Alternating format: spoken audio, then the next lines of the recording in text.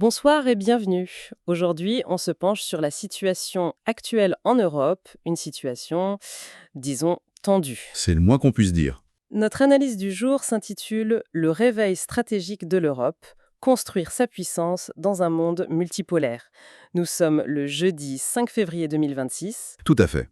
Et cette analyse vous est présentée par ProWave AI et générée par Stylo News, l'application d'actualité qui fonctionne grâce à l'intelligence artificielle. Oui, et c'est un point d'importance, Stylo News, c'est la version grand public de Stylo Intellops. Un logiciel qui est normalement conçu pour des opérations de grande envergure, pour les gouvernements, les armées, les grandes entreprises. C'est-à-dire qu'on a accès à un outil d'analyse normalement réservé aux grands décideurs mondiaux. Alors, allons-y. Le point de départ de toute cette agitation, si j'ai bien compris, c'est une affaire qui semble presque surréaliste, le Groenland. C'est le détonateur, en effet. On voit clairement dans les sources que c'est l'insistance renouvelée du président Trump pour acquérir le Groenland qui a mis le feu aux poudres. Il invoque des raisons de sécurité stratégique, c'est ça? Oui, face à la Russie, dans l'Arctique notamment. Mais ce qui choque, c'est la méthode. C'est-à-dire, ce n'est pas la première fois qu'il évoque cette idée. Qu'est-ce qui a changé? C'est l'escalade. L'administration américaine est passée à des menaces très directes. Quelle menace? Oui, on parle de tarifs douaniers contre 8 pays de l'OTAN, et pas les moindres. L'Allemagne, la France, le Royaume-Uni, les Pays-Bas. Tous ceux qui se sont opposés à ces plans. Exactement. Et il y a un détail qui fait froid dans le dos. Dans un des mémos, le président n'aurait pas totalement exclu le recours à la force militaire. La force militaire contre des alliés, c'est une ligne rouge absolue, non? Historiquement, oui. Et la réaction européenne a été immédiate, à plusieurs niveaux. D'abord sur le terrain, j'imagine. C'est ça.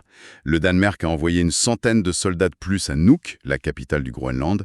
C'est un geste symbolique, bien sûr, mais le message est clair. Et la population locale? Vive protestation. Le message qui revient partout, c'est « on n'est pas à vendre ». D'accord. Et au niveau politique, à Bruxelles? Là, on a sorti l'artillerie diplomatique. Un sommet extraordinaire de l'Union était convoqué pour préparer des mesures de rétorsion. Et on parle d'activer l'instrument anti-coercition, l'ACI. Voilà, c'est un outil de défense commerciale très puissant. Le simple fait de l'évoquer montre à quel point la situation est grave. Mais j'ai vu dans les sources que ce front européen n'est pas tout à fait uni. La Hongrie. La Hongrie, encore une fois, joue sa propre partition. Budapest a soutenu la démarche américaine, ce qui montre bien les failles au sein de l'Union. Et ça se ressent dans l'opinion publique, hein. Ah oui, un sondage de janvier 2026 est très parlant. En moyenne, 51% des Européens interrogés considèrent le président Trump comme un ennemi de l'Europe. La moitié. C'est énorme. C'est un chiffre sidérant, oui. Au Danemark, ça monte à 58%, ce qui est logique. En Pologne, par contre, c'est plus modéré. Ce qui montre bien que la perception de la menace américaine dépend de la proximité de la menace russe. Exactement. C'est tout le dilemme. Donc, cette histoire du Groenland, ce n'est que la partie visible de l'iceberg. Ça révèle une crise de confiance bien plus profonde au sein de l'OTAN. C'est le mot qui revient partout, hein. La confiance est rompue. Des sources espagnoles citent 5 hauts responsables militaires qui parlent d'une alliance mortellement blessée. Mortellement blessés. Qu'est-ce qui les inquiète le plus, au-delà de l'imprévisibilité de Trump? C'est le doute qu'il a instillé sur l'article 5, ce fameux principe de défense collective. C'est la pierre angulaire de l'OTAN. Si la garantie américaine n'est plus certaine, Tout l'édifice s'effondre. c'est ça.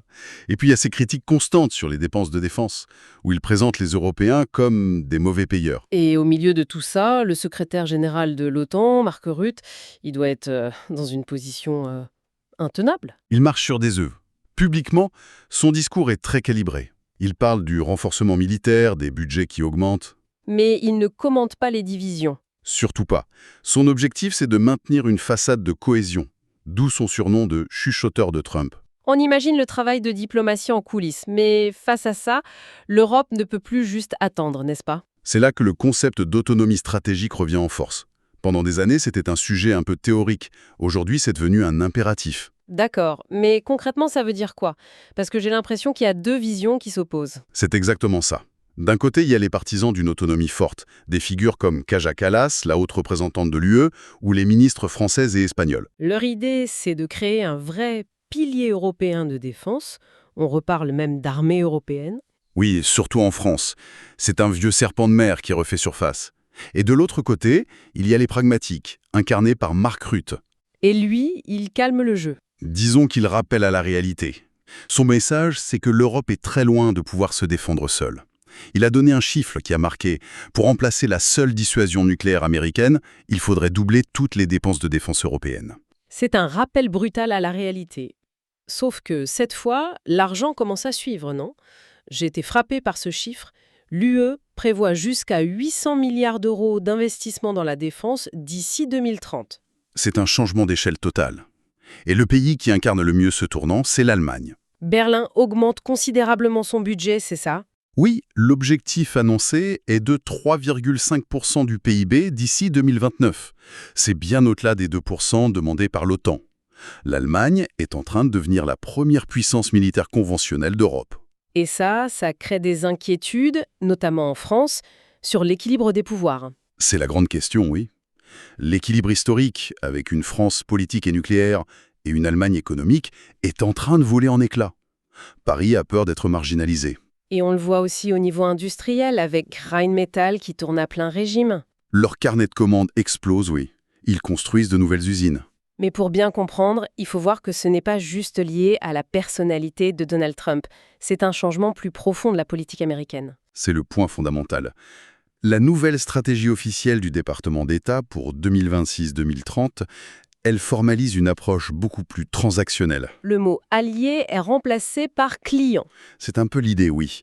Et géographiquement, le regard de Washington est tourné ailleurs. Vers l'Asie, pour la Chine, et vers leur propre hémisphère. L'Europe n'est plus la priorité. C'est ça. L'historien Robert Kagan va même plus loin. Il dit que l'administration Trump voit désormais l'Europe comme un adversaire sur de nombreux dossiers. Un adversaire, le mot est lâché. Et on imagine que du côté de Moscou, on observe tout ça avec beaucoup d'intérêt. Pour la Russie, c'est une aubaine stratégique, une opportunité inespérée. Ils n'ont qu'à exploiter les divisions existantes. Et les conséquences se voient sur le terrain, en Ukraine? Malheureusement, oui. Les sources décrivent une situation qui se dégrade pour les forces ukrainiennes.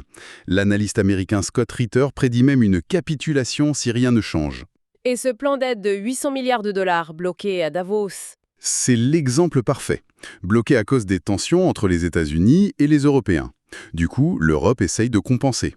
Comment? Notamment en aidant l'Ukraine à réduire sa dépendance aux renseignements américains. La France est très active là-dessus. C'est un geste de défiance énorme envers un allié historique. Pendant ce temps, la Chine observe tout ça. La Chine joue le temps long. Chaque dispute entre Washington et Bruxelles est une bonne nouvelle pour Pékin. Ils voient leurs rivaux s'affaiblir mutuellement. Le tableau est complexe. Si on devait regarder vers l'avenir proche, quelles sont les dates clés à surveiller? Alors, il y a plusieurs rendez-vous. D'abord, très vite, le 12 février, la réunion des ministres de la Défense de l'OTAN à Bruxelles. L'ambiance va être particulière. D'accord, au menu, l'Arctique et les troupes américaines en Europe, j'imagine. Exactement. Ensuite, il y a des élections à suivre.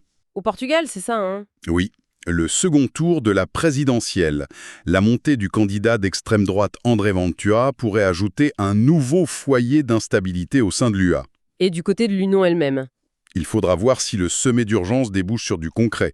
Est-ce que les projets de défense commune vont vraiment démarrer ou s'enliser dans la bureaucratie? C'est le moment de vérité. Et enfin, il y a un dossier très technique, mais qui est un bon indicateur. Le projet d'avion de chasse franco-allemand, le SCAF, c'est le baromètre de la coopération de défense. S'ils n'arrivent pas à s'entendre là-dessus... Alors, l'idée d'un pilier de défense européen reste un vœu pieux. C'est un peu ça, oui. Voilà qui conclut notre analyse, générée par Stylo News. C'est une application pour mobile et ordinateur qui permet de créer ses propres bulletins de renseignements personnalisés à partir de centaines de sources, y compris la plateforme X. On vous invite à vous abonner à Stylo News sur www.stylonews.com pour bénéficier d'informations à la demande alimentées par l'intelligence artificielle. C'est tout pour cette exploration en profondeur.